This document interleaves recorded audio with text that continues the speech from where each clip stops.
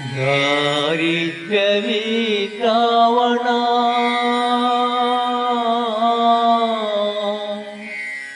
దారిద్ర్యవి రావణ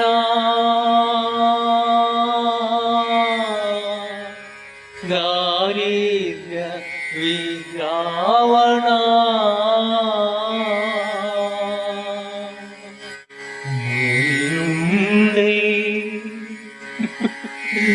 మలినుండై కడుట శ్రీకృష్ణి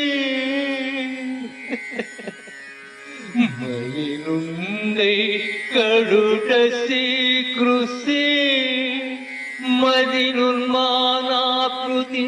తేజమందలయం జీరయుతోడు వీర జనుడై దైన్యంబులం పొంది దుర్బలుడై దైన్యంబులం పొంది దుర్బలుడై మెచ్చని వారి వేళయను దుర్భాగ్యాత్ముడు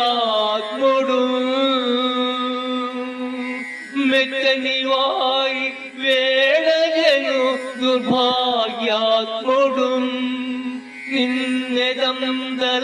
నిన్నెదందలపంగాంచి సురేంద్రుడై వెలయడే దారిద్ర్యవి రావణ సురేంద్రుడై వెలయడే దారిద్ర్యవి రావణ దారిద్ర్యవి రావణ.